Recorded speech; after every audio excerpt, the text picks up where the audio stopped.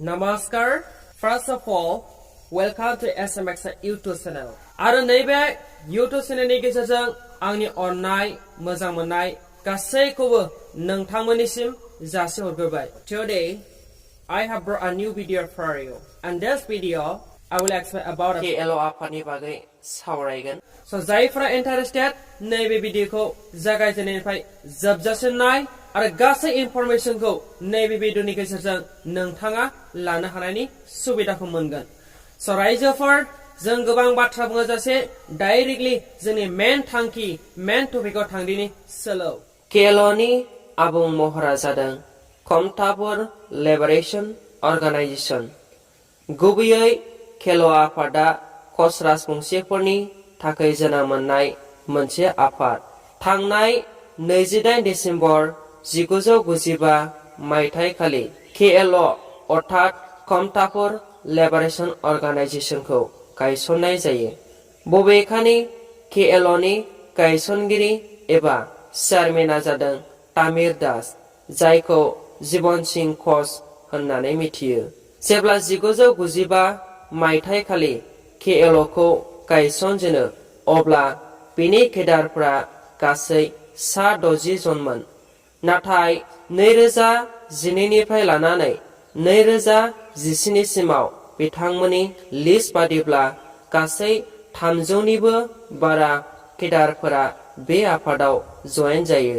बबेखानि मख'नो गोनां बाथ्राया बेसोदि थांनाय 27 अक्ट'बर 1999 मायथाइखालि केएलअनि चेयारमेन जीवन सिंह बिथाङा बांलादेशनि राजथावनि ढाकायाव पुलिसजों हमजायो.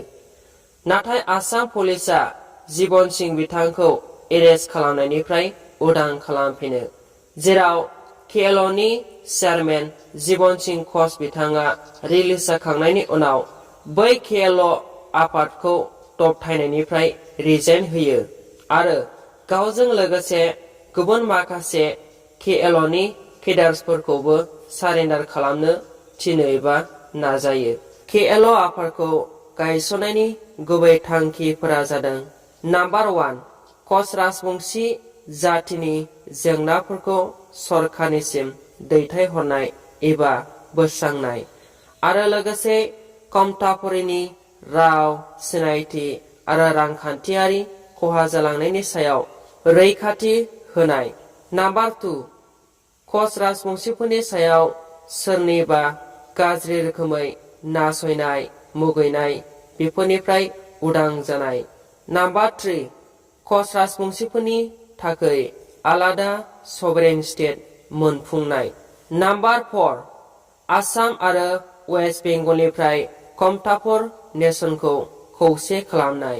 नाम्बार 5 वेस्ट बेंगलनि मोनद' डिस्ट्रिक्ट जेरै कच बिहार, दार्जिलिं, जलपाइगुरि, नर्थ दिनाजपुर, साउथ दिनाजपुर आरो मालदा, लोगोसे आसामनि मोनब्रै डिस्ट्रिक्ट क'क्राझार, बङाइगाव, धुबरी आरो गवालपाराफोरखौ लाफानानै आलादा कमतापुर स्टेट बानायनाय.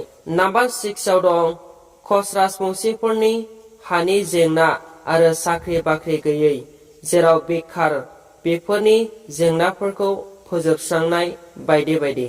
दा नोंथांमोननि सिगाङाव बेफोरनि बागै बांद्राय बाथ्रा बुंलिया. नोंथांमोनहा नैबे भिडिअखौ नायनानै खोब केएलअ आफादनि बागै फंनैसो बाथ्रा मिथिदों. दा नोंथांमोनहा बेफोर भिडिअखौ नायनायनि थाखाय नोंथांनिसिम रोजा रोजा साबायखर जासिबाय. आरो नोंथाङा नैबे SMX इउटुब चेनेलाव गोदानब्ला बे चेनेलखौ दासिमबो साबस्क्राइब खालामाखैबा अन्नानै साबस्क्राइब खालामनानै हो.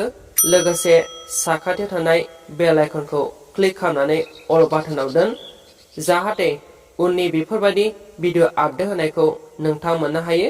Thank you for watching this video. Bye bye.